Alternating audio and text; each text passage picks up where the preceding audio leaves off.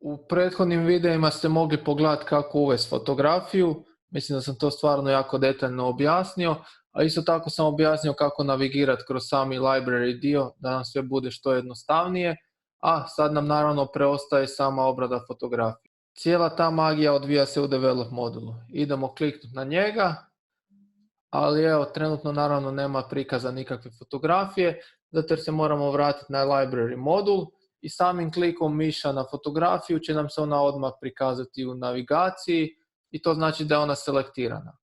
Što možete primijetiti po svim mojim izbornicima koji su se isto tako aktivirali. I kada kliknemo na develop, evo nam onda same fotografije. Svi oni koji su upoznati s radom u Photoshopu, a to sam objasnio u nekim svojim videima, pa to isto tako malo se moram gurat, savjetujem da pogledate, znate kako radi Camera Raw. Zapravo sve što imamo u Camera Rawu imamo i ovdje s desne strane. Ako scrollam još dolje imamo sve opcije, možemo zaoštriti fotografiju, stvoriti vinjetu, poravnati je, igrati se s tonovima fotografije, s krivuljama. Zapravo identičan alat nam je u Lightroomu i u Photoshopu, samo što je u Lightroomu on na neki način pregledniji jer uz korištenje tih alata možemo koristiti još nekakve druge. Još jedna jako važna razlika rada u Photoshopu i u Lightroomu je ta što ovdje imamo presete s lijeve strane, odnosno gotove predloške i kada pređemo mišem preko bilo kojeg od tih predložaka vidimo promjene koje se događaju. Svi ovi predlošci koje vidite s lijeve strane su automatski ugrađeni u Lightroom. Ako usporedimo i korištenje onih u Photoshopu, razlika je jako velika. Prvenstveno zato jer ovdje u Lightroomu kada god pređemo automatski nam se fotografija prikaže kakav će nam efekt napraviti taj preset. Dok u Photoshopu moramo koristiti akciju i kada koristimo tu akciju, tek nakon što program odradi svoj dio posla, to može potrajati možda po 20 sekundi, vidimo naš završni proizvod. To nam je jako velik problem zato jer smo nepotrebno vrijeme gubili, dok u Lightroomu samim prelaskom preko preseta vidimo sve što nam se događa. U prijašnjim verzijama su preseti bili vidljivi samo u ovom gornjem dijelu, odnosno njihov efekt je bio vidljiv samo u tom dijelu, ali u nekim novim verzijama automatski kada pređemo mišem vidimo i u prikazu u velikom formatu. U Photoshopu se u nekakvom stvarnom vremenu mogu gledati preseti, ali na način da se u njega instaliraju razni dodaci. Postoje brojni brendovi koji rade presete za Photoshop, njih onda možete naći u sekciji Filter i tamo nađete svaki od tih programa koji ste ubacili. Ali tu isto zapravo imamo međukorak jer moramo prvo pokrenuti taj programčić koji smo instalirali, pa se onda otvori još jedan zaseban prozor, pa onda tamo kad radimo korekcije možemo vidjeti kako će to utjecati na fotografiju i onda tek kad kliknemo OK, vidimo u Photoshopu opet nam treba neko vrijeme da se cijela ta fotografija procesuira i onda tek vidimo sami taj završni rezultat. Dok u Lightroomu jednostavno dođemo na neki predložak, lijevi klik mišem, on je primijenjen.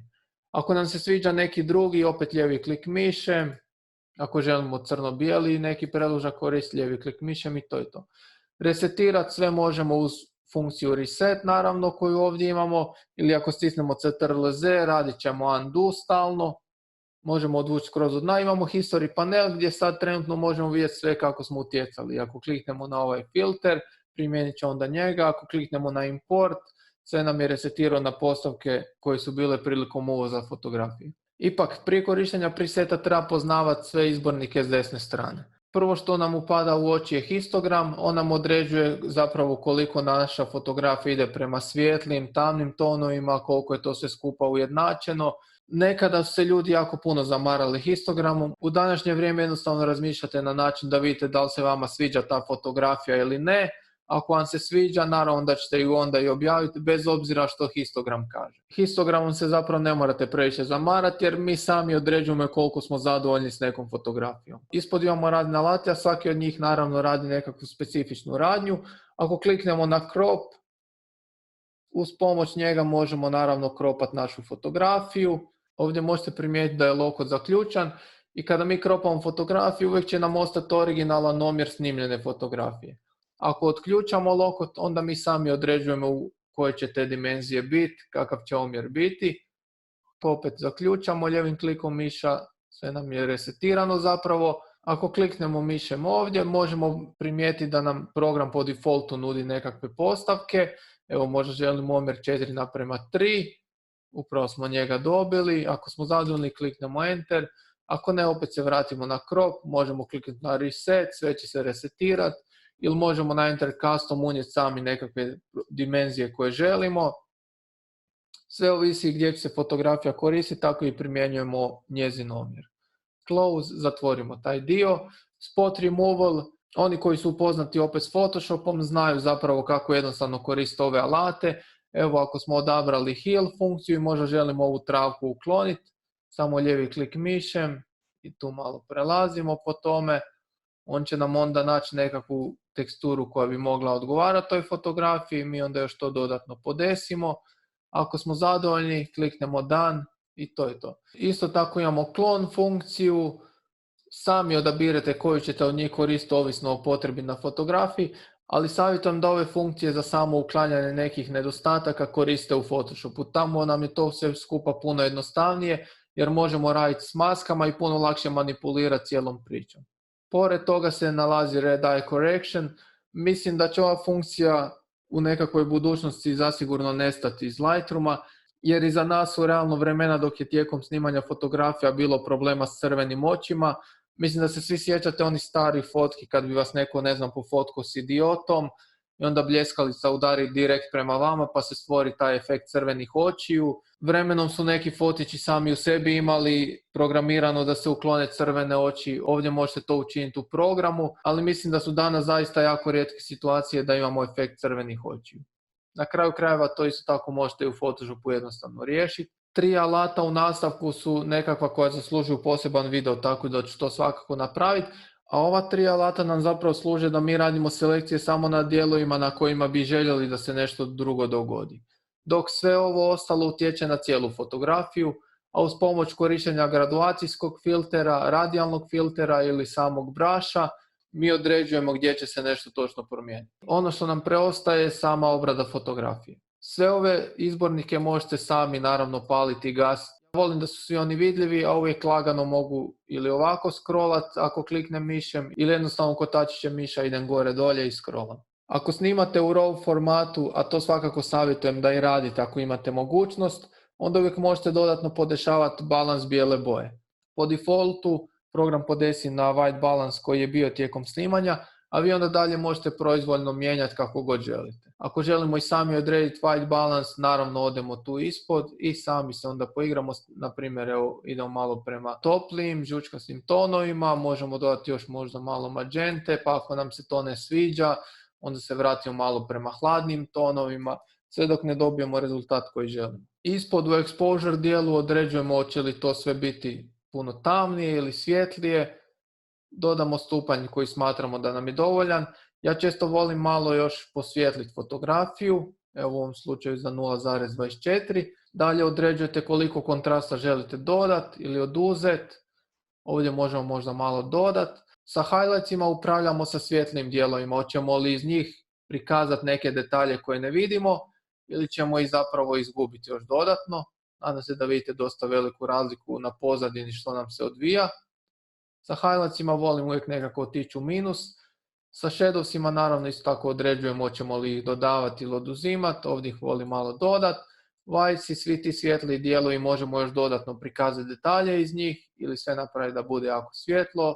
Na primjer ove fotografije mi paše da još otkrijem nekakve detalje koje nisam vidio i dodam malo blackse koji nam zapravo samim dodavanjem na tamnije tonove dobijemo još nekakav dodatan kontrast. Ovdje smo završili nekakvu osnovnu korekciju, dakle dodavali smo kontrast, manipulirali svjetlijim, tamnim dijelovima i slično.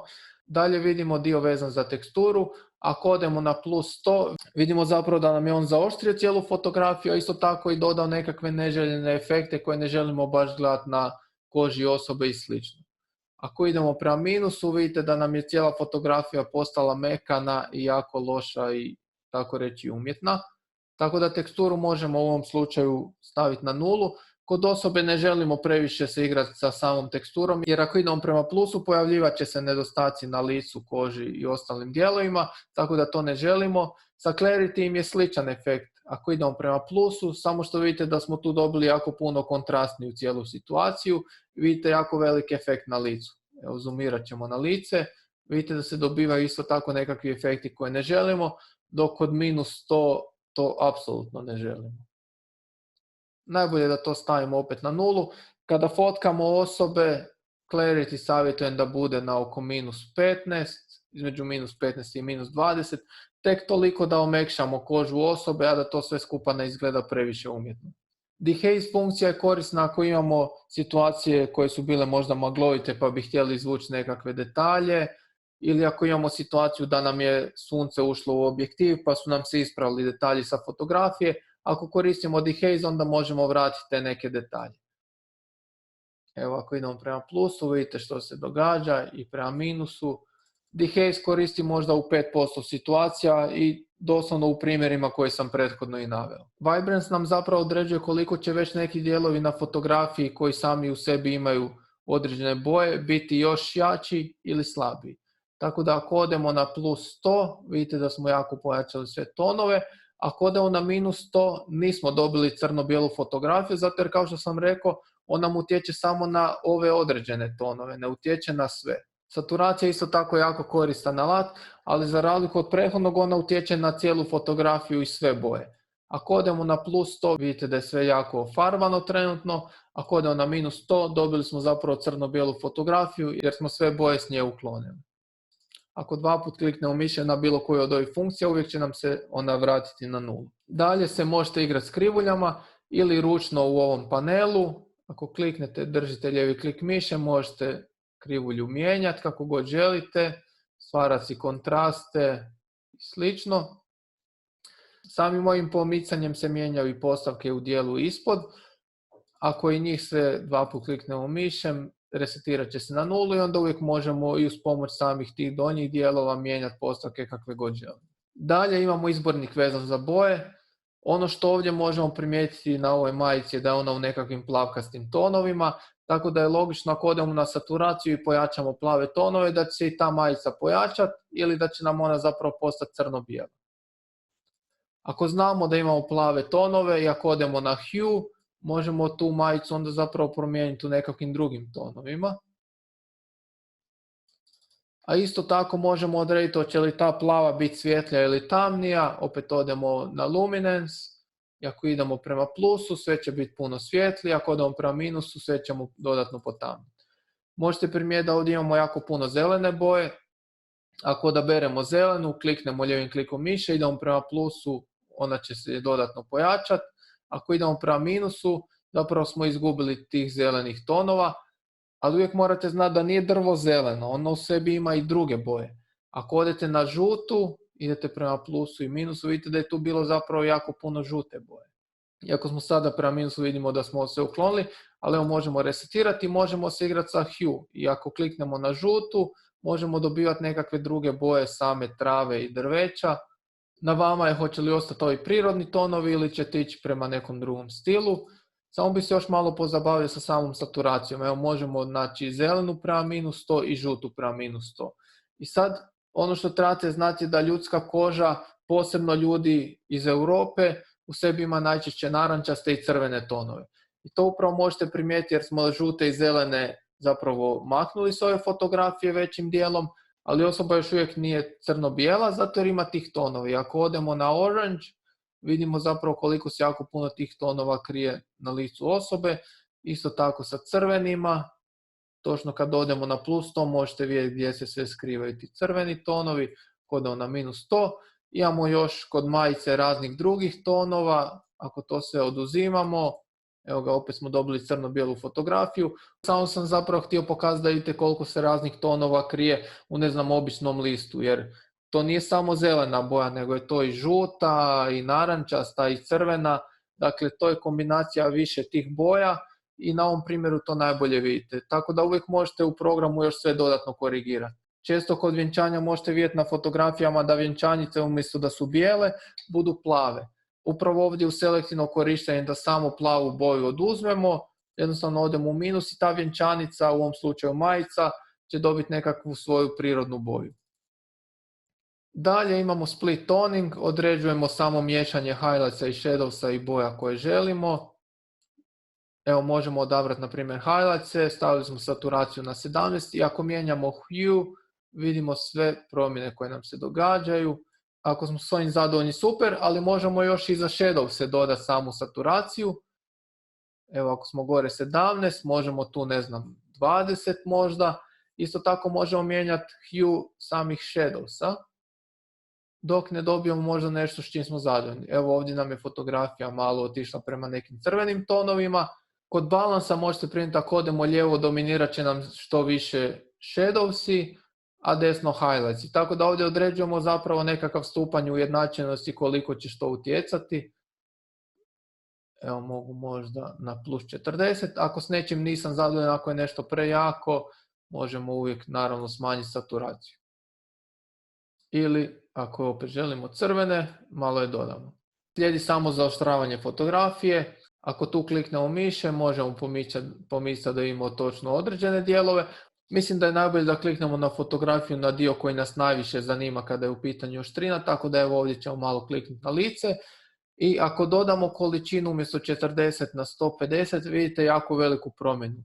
Cijela je fotografija zaista jako zaoštrena. Ako odemo prema nuli, postala je odjednom jako mekana. Ako dva put kliknemo mišem, resetirat će se na automatske postavke koje smo imali u fotoaparatu. Ovdje možemo možda staviti 80 i ne trebate misliti da je ovaj dio sada gotov, nego imate ispod masking opciju, samo ću opet odzoomirati, i ako kliknemo na to i povučemo skroz do 100, možda trenutno ne vidimo neke jako velike promjene, ali ako zoomiramo ćemo vidjeti jako velike promjene. Vidite, ako smo na plus 100, da nam je zapravo jako malo fotografije trenutno zaoštreno, a na nuli nam je sve zaoštreno.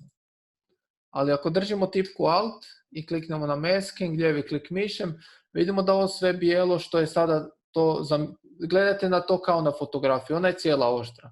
I kako mi pomičemo to prema desnoj strani, tako nam se sve mijenja.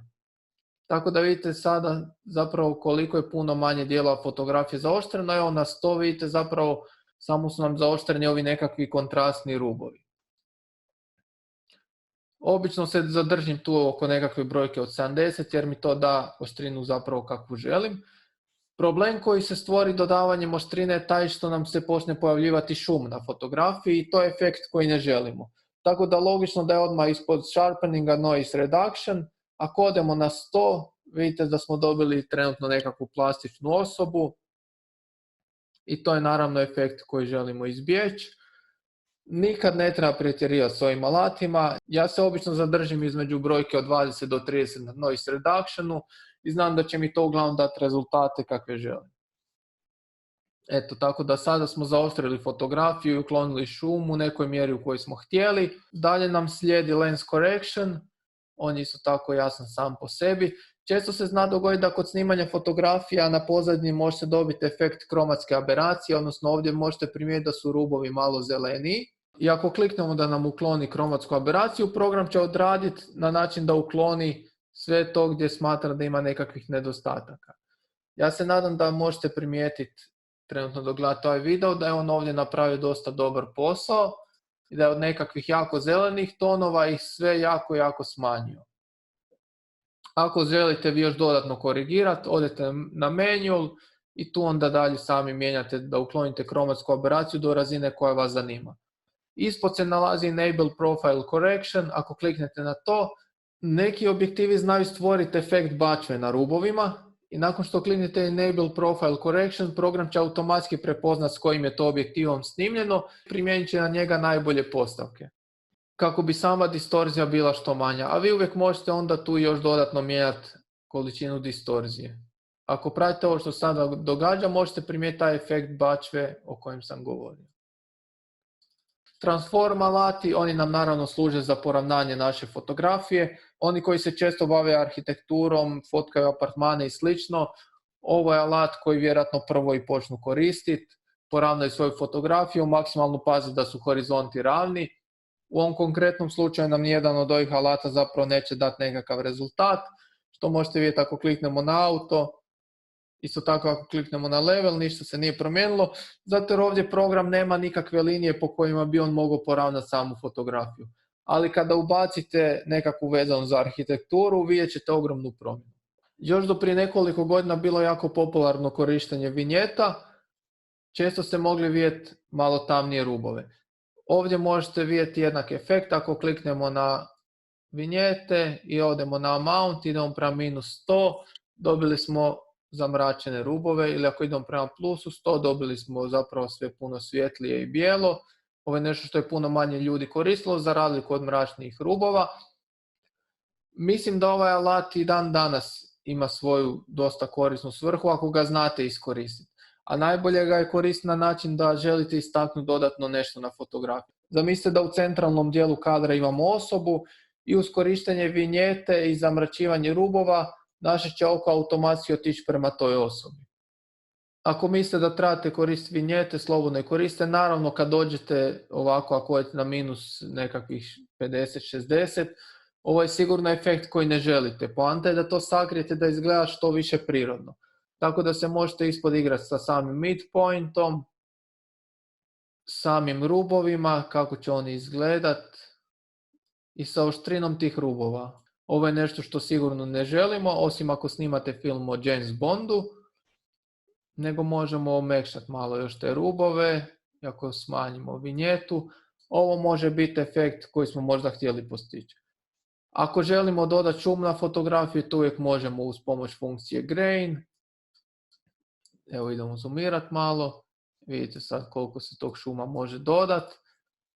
Dodavanje šuma često može biti korisno, posebno ako radite s crno-bijelim fotografijama koje su snimljene u nekakvim idealnim uvjetima, dakle da je ISO bio 100, da nije bilo apsolutno nikakvog šuma na toj fotografiji, onda ga ovdje lijepo dodate i ako su osobe na tom kadru, one će zapravo nekako postati prirodnije.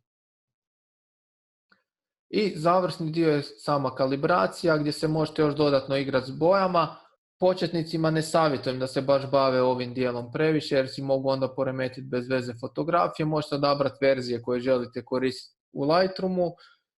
Dakle, shadow se možete mijenjati same tonove, kakve želite. Kod crvenih možete mijenjati to će to biti baš crvena ili neki drugi. Tako da ono sve je zapravo jasno samo po sebi napisano. I kod crvene se igramo s crvenom, zelene zelenom, a plave plavom. Ako kupujete predloške preko interneta, primijetit ćete da većina njih upravo koristi samu ovu kalibraciju na način da mijenjaju određene boje kako bi taj predložak bio što bolji. Iako malo mi je čudno govoriti predložak jer sam navikao koristiti presets, ali eto, ako je već tutorial na hrvatskom, da onda malo i koristimo hrvatski u većoj mjeri. Ovdje sam obuhvatio same osnovne izbornike koje odmah i vidite. Ako želite povećati fotografiju da sakrijete možda presete, tu jednostavno kliknete, ona će se dodatno povećati ili ih možete vratiti opet klikom, tako možete i gornji izbornik micati ili opet prikazati, jednako i desni i donji. Mislim da su sve ove funkcije jasne same po sebi. Ako kliknemo na reset, evo vidimo kako je prije bilo i Ctrl+Z zapravo da opet vratimo kako je bilo i evo kakav smo rezultat dobili. Samo bih se još vratio na ovaj drugi primjer da pokažem zapravo što sve možemo napraviti. Prethodno sam, ne znam, možda 10-15 minuta objašnjavao obradu fotografije, ali evo ovdje da vidite doslovno koliko će mi trebati za ovu obradu, ja se nadam možda minuta. Evo ga, highlight se, idemo prema minusu, sjene podignemo, white ćemo malo smanjiti, black se dodamo, kontrast isto, vibrance dodamo. Obzirom da je ovdje nekakva utrka i slično, dobro nam je da dodamo teksture, nek se istakne što više i dodat ćemo još malo i clarity da sve dobije nekakav još jači punch. Dodat ćemo i saturacije da boje budu što jače na cijeloj fotografiji. Exposure ćemo isto tako malo posvijetliti cijelu fotografiju. Ovaj dio čak nećemo ni dirat. Samo ćemo je još zaoštriti na nekakvih 70, drži malt, masking, dodat ćemo malo i šuma, maknut ćemo ako ima kromatske aberacije, enable profile correction. Ako program prepozna slučajno da negdje nešto može poravnati, kliknuli smo i to. Možemo dodati malo vinjete, kropamo na način da nam je osoba smještena u ovoj trećini i da nam nebo nema previše efekta, kliknemo enter. I ako smo zadovoljni, to je više manje to, možemo još malo posvijetliti. Ako želimo malo toplije tonove i white balance ćemo korigirati i dodat ćemo malo magente. Evo ga, ako kliknemo reset, kako je izgledalo, a kako sad izgleda. Eto, malo posla, a dobar rezultat. U drugim tutorijalama ću pokazati zapravo kako sve ovo možemo podići na još jedan viši level, a upravo tu će nam najveću ulogu odigrati ova 3 alata koja sam spomenuo i samo korištenje preseta. Hvala svima koji ste izdržali do kraja ovog videa, nadam se da vas nisam isterorizirao previše i da je sve bilo dosta jasno objašnjeno. A ništa, nama samo preostaje da pričekamo idući tutorial u kojem ću objasniti ove neke stvari koje sam spomenuo, a vama samo preostaje, ako vam se da, ako ste uopće došli do ovog dijela videa, da kliknete na like gumbić, meni će to puno pomoć. Tako da eto, hvala vam svima na pozornosti. Ako imate bilo kakvu ideju što bi htjeli naučiti u Lightroomu ili u Photoshopu, samo pišite, rado ću to napraviti. Tu smo da si pomažemo, hvala vam, pa se vidimo i gledamo i čujemo u idućem videu. Bog!